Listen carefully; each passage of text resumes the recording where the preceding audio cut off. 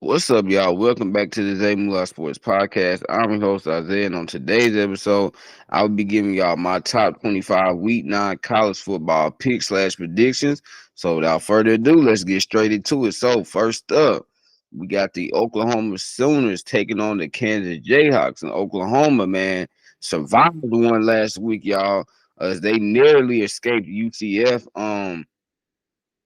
And what really surprised me about Oklahoma was their defense. You know, their defense has been playing extremely well so far this season, but last week against UCF, man, they really showed a lot of discouraging things. So hopefully that was just a flash in the pan. That was not a sign of things to come, because if it was, then that's gonna put even more pressure on more pressure, on Dylan Gabriel and this Oklahoma Sooners offense. You look at Kansas coming in at 5-2, man. Um, and I like that backup quarterback, Jason Bean, man. Jason Bean is a baller. Like, he is a real baller. Like, he is a real baller. I know he's gonna play again. He'll start again. Um, and yeah, I just like Jason Bean, man. He's a real baller. Quentin Skinner. I mean, they got some really good weapons over there at Kansas. Oklahoma is predicted to win this game. I think about the point spread is 14.5. I do think Kansas will cover that. But with that being said, I think Oklahoma, their defense tightens back up, and I think they're going to roll and get a win. So give me the Oklahoma Sooners to win that game. Next up, y'all, we got the Indiana Hoosiers taking on the Penn State Nittany Lions. And Penn State last week, absolute horrible performance against Ohio State, went 1 of 16. Let me repeat, Penn State went 1 of 16 on third downs. I mean, my goodness, bro. I literally know high school teams that can do better than that. Bro, how do you go 1 of 16 on third down? Absolutely pathetic by Penn State. I was very disappointed. I picked them to lose the game, but I did not think they were going to play that bad when it came to offensively.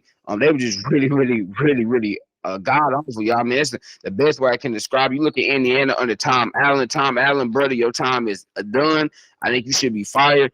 Indiana had that one flash in the pan year, 2020, where they went 6-2. Other than that, they haven't done anything. So I'm not worried about Indiana at all. Penn State will bounce back, win this game big.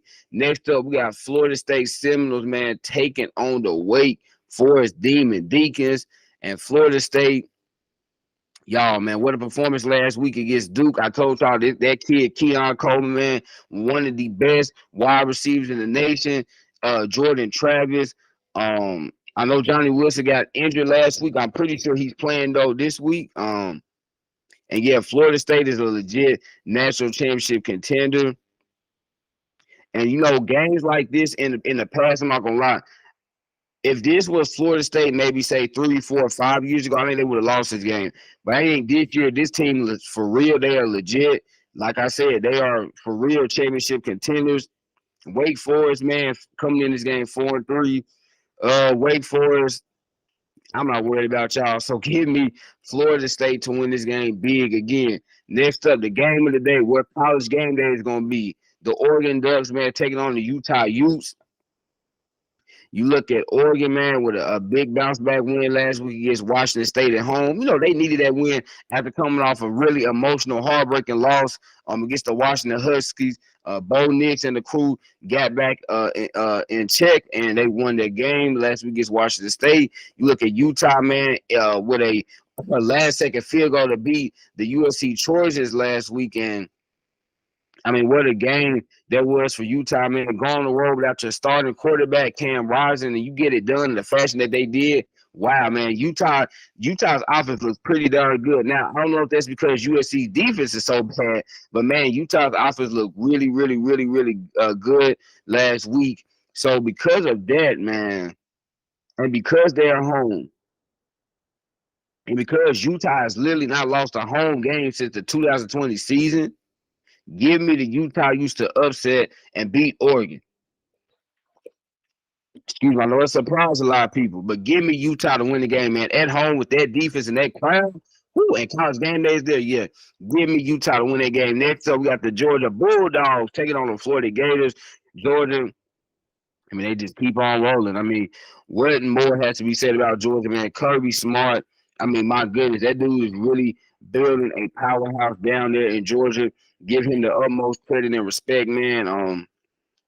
When Georgia hired him, I didn't really know about him, man. I was a little iffy on Kirby Smart when they hired him, but I got to give him credit, man. He has really turned Georgia into a national powerhouse, man.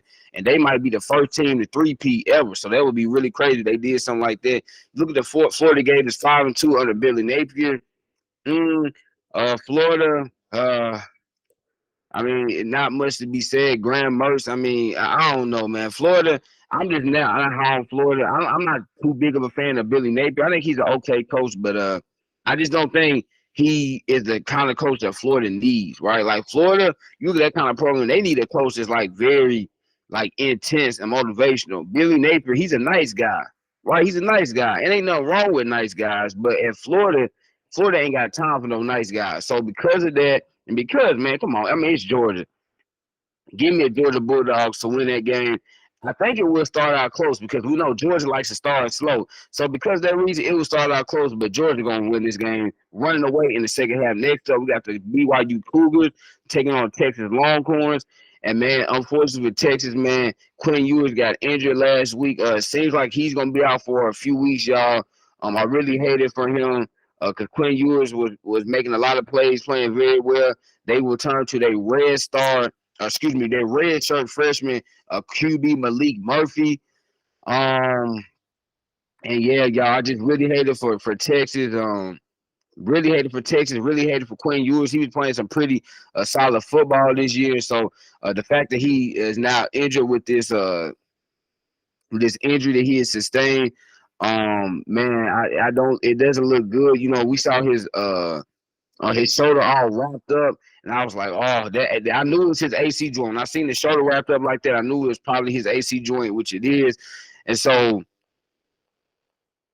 no, I can't do it. I still got to take Texas. I think Texas, they'll lean on that run game. Jonathan Brooks, I think Jonathan Brooks will run for over like 250. Texas needs to lean on this run game against the BYU Cougars. Don't let your freshman quarterback throw a lot, man. Lean on that run game. Lean on that defense. Y'all at home, man. Take care of business. Texas wins the game. Going to be a close one, but I think Jonathan Brooks is going to have a big game.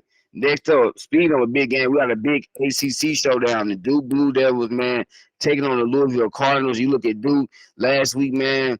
Got out to a hot start against Florida State. At one point, they were up 17-7, but then Florida State's offense was too much. I think last when I gave my picks, I said that Florida State's offense, man, too much speed, too much agility, too much acceleration for Duke to keep up with, man. I mean, Florida State has a very explosive and fast and speedy offense, and they really keep you on your toes, man. So you got to be able to keep up. Obviously, Duke was not able to keep up in the end. Got blown out. You looking at Louisville. Louisville coming off their bye week. They had that disappointing loss at Pittsburgh, man. It broke my heart that Louisville lost that game, but, you know, sometimes you'll see that teams have a big emotional win like they did against Notre Dame, and they had, a big letdown game against Pittsburgh, a team that they should have beat, but they didn't. They got blown out. And I think Louisville has a chip on their shoulder for real.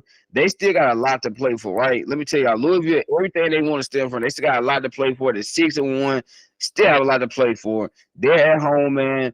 Give me Louisville to win this game. I think Cardinal Stadium is going to be rolling.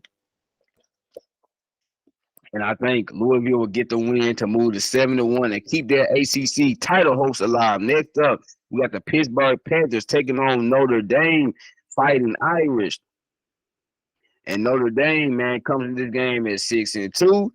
Notre Dame still, you know, I know they're not going to be in the college football playoff, but they still can get to a pretty good bowl game. Could potentially maybe get to a New Year's Six bowl game, but they can still get to a pretty good bowl game. I think what Notre Dame is, man, it's all about finish, right? You want to finish the season strong. And you don't want – I think Marcus Freeman, I like him as a head coach. I think Marcus Freeman is going to have his team ready to go. I don't expect them to have a letdown against a bad Pittsburgh team. They're at home. They're going to run that thing, man. Sam Hartman, as long as he doesn't turn the ball over, Notre Dame will win this game going away. But what I was going to say is I like Marcus Freeman as a head coach. I think he's still going to tell his players, listen, I know we already have 2 losses, so that ends our playoff hopes, but we still got a lot to play for. I think this team is still going to show a lot of fight. So give me Notre Dame at home to win that game. Next up, we got Tulane, Green Wave taking on Rice. Rice, the Owls, man. How about that? The darn Owls. But Tulane, like I said, like I told y'all a couple weeks ago, I really like Tulane. Michael Fritz, everything that he's doing there, man. I'm a big fan of Tulane. Um, we know the year they had last year, but they showing that this team is actually legit, right? This team, excuse me, Michael Fritz. I mean Willie Fritz. Their head coach Willie Fritz. But I really love what Tulane is doing. He has these guys believing, and that shows me a lot about a head coach, because sometimes, especially at these group of 5 programs, you can have a big year, and then the next year, guys they're not hungry like they were. They don't have the same motivation that they did. But no, this team, they want to go back to a New Year's Six ball game. So because of that, man, give me Tulane. Tulane is just rolling. Like I said, y'all, they trying to get back to a New Year's Six ball game. So give me the Green Wave to win that game against the Rice Owls. Next up, we got the Trojans, man, going to Cal to take on California, and USC. Wow, what a disappointing season. Disappointing season. After last year, they probably are 1 win away from going to the college football playoff. To now this year, they already out of it, y'all, and we ain't even reached November yet. That is absolutely crazy. Who would have guessed by October 27th that USC would already be out of college football playoff? But they are. This defense is really, really freaking bad. And I know Lincoln Riley 3 weeks ago, he tried to brush off like it was nothing, bruh. Let me look at the camera, like look all up in the camera when I say this, bro. Your defense is absolutely trash, man. USC's defense is one of the worst in the entire nation, man. This defense is so bad. And Lincoln Riley, at some point, he's got to realize, man, I just can't outscore everybody to win games. I'm actually have to have a defense that can get stops every now and then. Lincoln Riley thinks you can just, all I got to do is, hey, well, every game I'm able to score 40, 50 points, bro. It does not happen like that. Because these other teams have good defense. As y'all see, Caleb Williams, still the best player in the country, the best quarterback in the country. But teams are slowing him down. These receivers, all of a sudden, early in the season, these receivers are getting wide open. Now, all of a sudden, they're kind of getting clamped down a little bit. And then USC's defense is so bad. So it puts a lot of pressure on USC's offense. And if USC's offense is getting locked down, they got no chance. But I think they bounce back. Cal is not a very good team. This is the perfect game for USC. They absolutely need to win this game, because if they lose this game, oh my gosh, it is going to get very ugly there in Southern California, because you're going to have people wanting Lincoln Riley gone. Wow, never thought I would have said that after his second year, but man, if they lose this game tomorrow, oh man, Lincoln Riley, you going to be out of there, my brother. Next up, we got an SEC showdown. Tennessee Volunteers taking on the Kentucky Wildcats. And Tennessee, man, absolute choke job. Tennessee, y'all up 20-7 at halftime. And then the second half, Alabama outscores y'all 27-0. Lord, have mercy on me. And I actually picked Alabama to win that game. But there's no way in the world you could have told me that Tennessee would have had a 13-point lead, and then in the second half, Alabama would have just scored 27 unanswered points. There's no way I would have believed that. Wow, man. Disappointing loss for Tennessee. Very, very disappointing loss. But they're playing the Kentucky team, man. Kentucky had their bye week, but Kentucky, man, coming off 2 really bad losses. Obviously, blown out against Georgia, and then they got blown out against Missouri.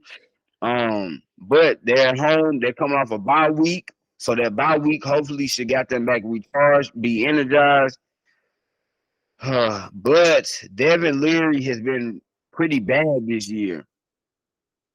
But Kentucky's run game is really good. So with all that being said, though, I got to take the team that has a better quarterback. There's Joe Milton. I think Joe Milton just going to make more plays than Devin Leary. But this is going to be a very amazing game to watch, man. I'm super, super, super excited for this. And it's going to be a close game, y'all. Like, when I say close, this game, I think it's going to be like that USC-Utah game. I think it comes down to a last-second field goal, but give me Tennessee to win that game. Next up, this is going to be a quick pick.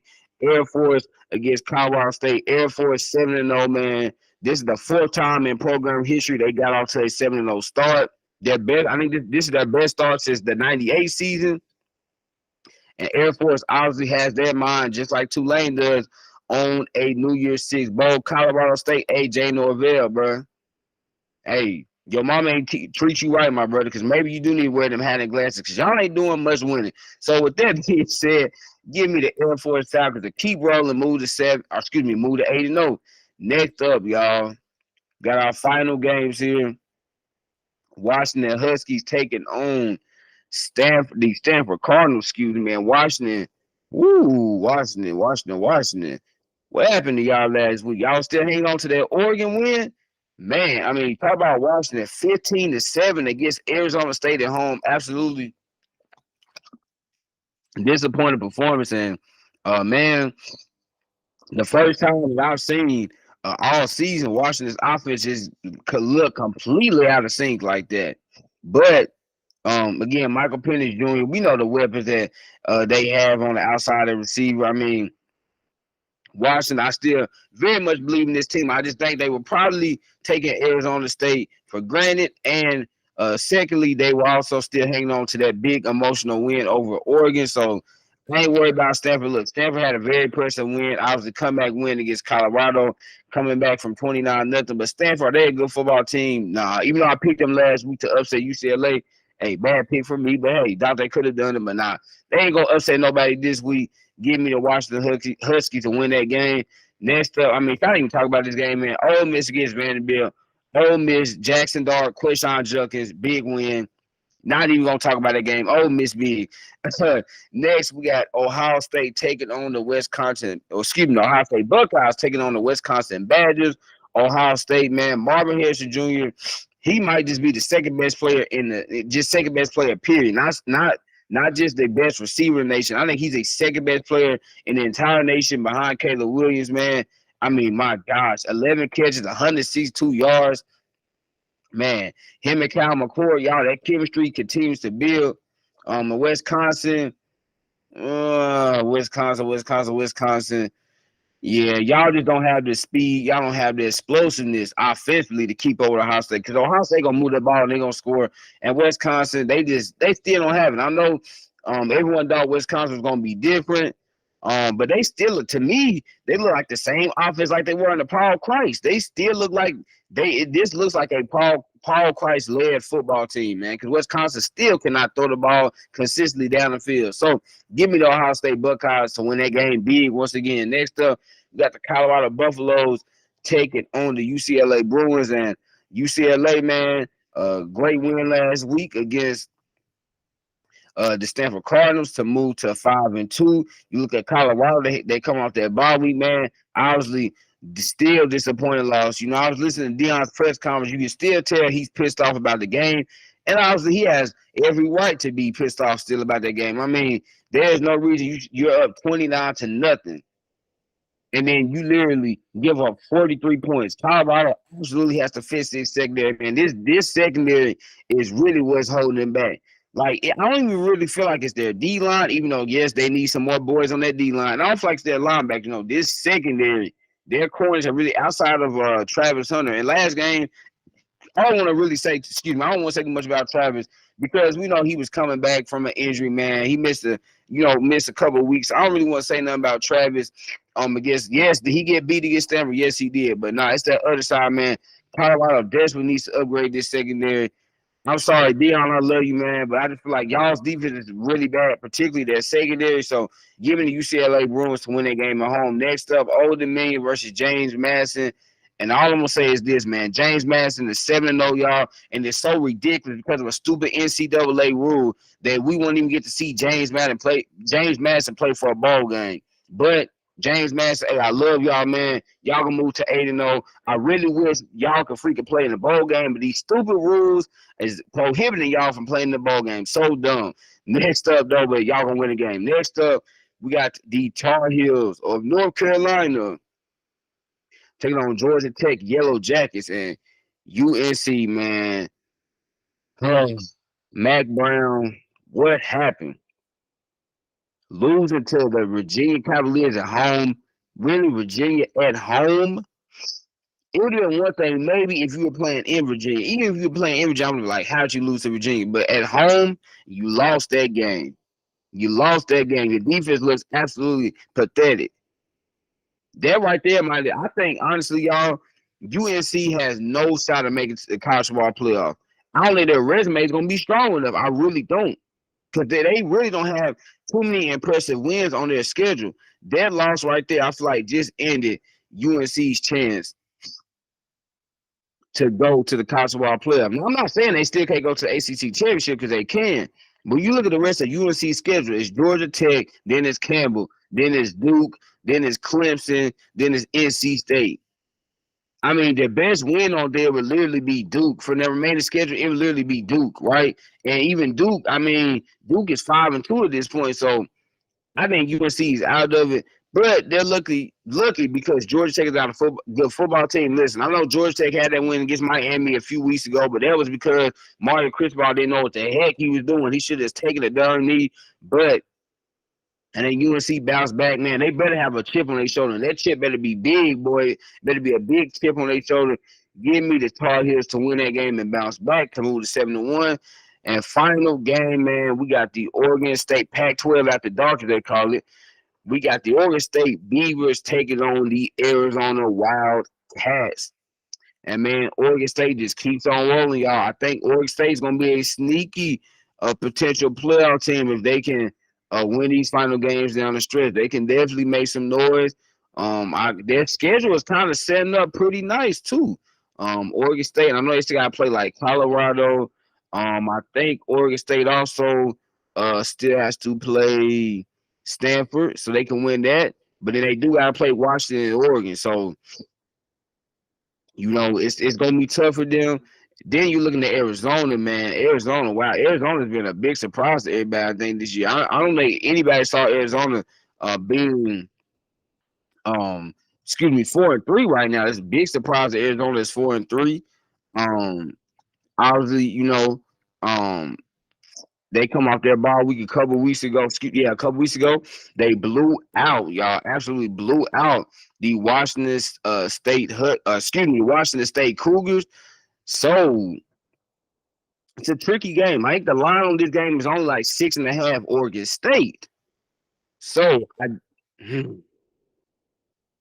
I just think, man, listen, I know Arizona's been playing some solid ball, but I think Oregon State with DJ Uiagalelei, their defense, man, I think Oregon State is really going to control the line of scrimmage. Like, Oregon State is a big, physical, nasty team. I think they're going to control the line of scrimmage. This would be a tough game. Very tough game for Oregon State, though, because you're playing on the road at night like this. Arizona, man, hey, 4-3 football team. They're gaining confidence. I definitely didn't have Arizona being 4-3 at this point. I know they would be more like 1-6 or 2-5 at this point. So they still Arizona has a lot to play for. But yes, I got to take Oregon State just because, again, the physicality, they're going to dominate the line of scrimmage. I think because of that, it would be too much for the Arizona Wildcats to overcome. So those are my Week 9 top 25 college football picks, man. Y'all say, Zay, I'm wrong. Zay, I'm right. Tell me what y'all think. But this was another episode of the Zay Moolah Sports Podcast. Make sure to like, comment, subscribe, and share. Y'all know I'm in it, man. God bless. I love y'all. Peace.